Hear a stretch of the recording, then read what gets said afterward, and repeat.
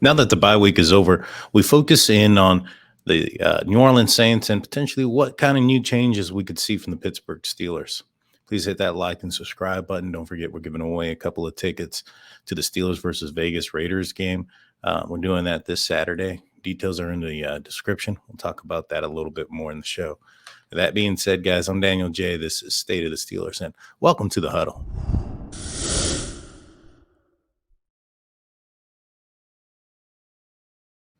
So with the bye week over and well, frankly, the toughest part of the schedule over, the Pittsburgh Steelers move on to the New Orleans Saints and move on to a more manageable schedule.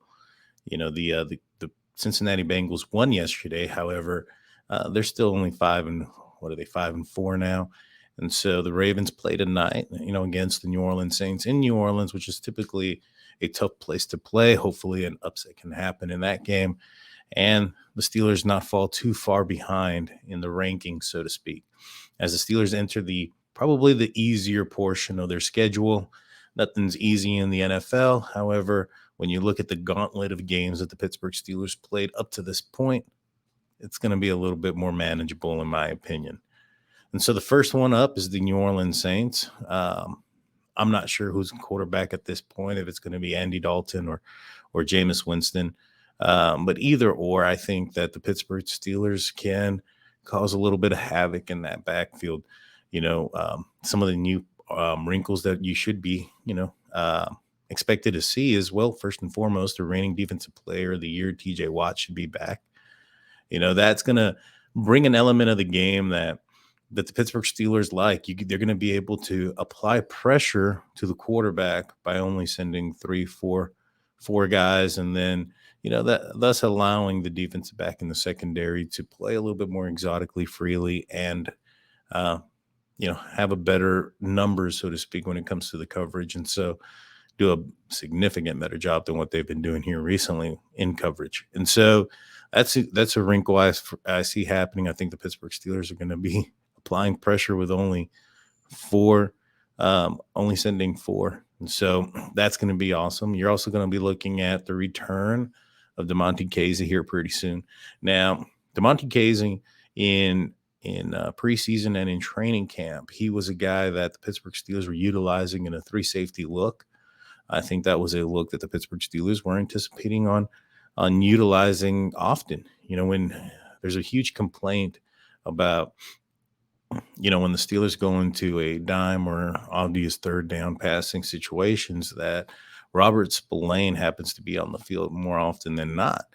And with that being said, I think that with the return of Demontae Kazee, he can get back there with Minka Fitzpatrick, and Terrell Edmonds can move into the box with his bigger physical attributes that he has. He's a bigger guy, especially for safety.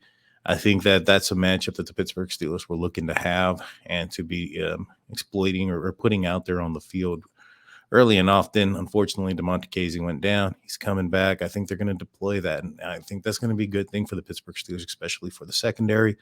A secondary that was torched, a secondary that have been a liability to this point. And now the Steelers bring in a Will Jackson III, being draft trade from the Washington Commanders for free. And I think that, when you look at those three positions right there, you look at the return of TJ Watt and Demontae Kazee and the acquisition of Will Jackson III, that's right there is going to be a huge, changing point for the Steelers defense and kind of get them back on track and maybe perhaps a little bit more familiar to what we were expecting to see when the Steelers took on the Cincinnati Bengals in week one, up to the point where TJ Watt got injured. And so, I think this is going to do wonders for the Pittsburgh Steelers. It's going to do wonders for their offense because I anticipate the turnovers going up as well. I think that the Steelers offense is going to get some more manageable fields. They're not going to be having to drive consistently 80 plus yards. And with that being said, that's only going to improve confidence in this offense and maybe perhaps build up some potential wins and maybe stack up a couple wins here and build up that confidence. And so, transitioning into the offensive side, what, new wrinkles that I think we potentially could see or we're bound to see is, well, Chase Claypool is no longer the slot receiver. I think that that's going to be filled with a combination of Sims and Gunnar Olszewski for right now. until one of those guys ends up, showing that they can be more reliable and be that guy in the slot receiver position. And so, what I do think that this is going to do or who I think this is going to do wonders for, though, as well, is going to be George Pickens. I think he's going to be on the field more often. His targets are going to go up, and I think that's only going to build chemistry between him and Kenny Pickett, and thus, really transition him into the, possibly Kenny Pickett's primary target. And so, I think that's going to be when you look at the Chase Claypool loss, which, he had a couple drops yesterday against Miami and really didn't look that great, but, he was transitioning. It's his first game there. So I do hope in the longevity of his career that he does well. I just hope that for this year, in the sake of the draft pick that the Pittsburgh Steelers are acquiring from the Chicago Bears, that perhaps maybe the Bears don't do so great this year. But I digress. I think that, like I was saying before, George Pickens is going to get a lot more targets, and that's going to build chemistry and rhythm with him and Kenny Pickett. It's going to be like an addition by subtraction, so to speak, in my opinion. And so, I expect those things to be different. I expect that, what the Steelers are doing on defense and offense to change a little bit. And I'm hoping that the outcome is one that is positive, one that puts up more points on the field, because at this point, the Pittsburgh Steelers are one of the bottom barrel teams when it comes to offensive scoring. So, but that's what I got for you guys today. Let me know in the comment section what you guys think are some wrinkles that could be positive or negative. What are you looking to see different coming out of the bye week? Also, let me know where you guys are coming from. I haven't done a roll call in a while, so let's hit the roll call. Let's see. Comment where you're coming from. I'm coming from San Antonio, Texas. So I'm a fan from afar. Also, guys, don't forget we're giving away those 2 tickets to the Steelers versus Vegas Raiders game. We'll be giving away those tickets this Saturday. You have to be a subscriber. So the way we're going to do this is there's 2 ways you can enter into the contest.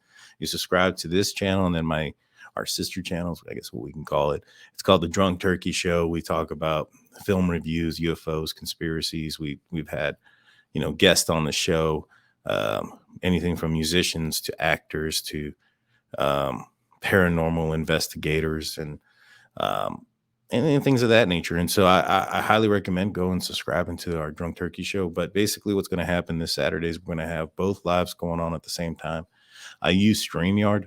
And so there's a tool that StreamYard has, which is a comment selector. And so during the live, I'll be giving you guys a word to put into the live chat. And the 2 ways you have to enter is by entering that word into both live chats, the one for State of the Steelers and one for Drunk Turkey Show.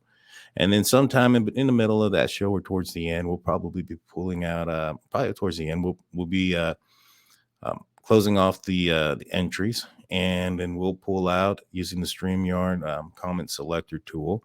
It will pull out at random somebody who entered one of the comments in one of the lives. And so you have to be present on the live to win. Last time we gave away these tickets, the winner didn't claim his prize. And so we want to make sure that you have enough time to make your, make your plans and your hotels and your traveling, stuff, so that way you got everything in order. So we want to make sure that these tickets go out this Saturday. So Drunk Turkey Show and State of the Steelers, hit that subscribe button, hit that notification bell, because you will have to be present on that live to claim these tickets. If you're not present, let's just say you're there or you hit the subscribe button but didn't enter, on Saturday, then you're not going to enter into the contest. You won't be able to grab them. If you go in, you hit the code word and then leave, and then your name comes up and you'll have a minute to respond. And the reason why you have a minute to respond is because I don't want somebody to, we're going to have to verify you, and I don't want somebody to change their name and stuff and whatnot. And then it become confusing. So you'll have to be present on the live. But with that said, guys, please hit that like and subscribe button, ring that notification bell. Good luck. Those tickets are in the lower level. That game is on Christmas Eve, so it's a great Christmas present for yourself or for a friend or family. And not to mention also, the Pittsburgh Steelers are retiring Franco Harris's jersey number at halftime, so be a part of history. It's the 3rd number to be retired officially. And so You have those opportunities. With that being said, guys, I'm Daniel J. This is State of the Steelers, and peace.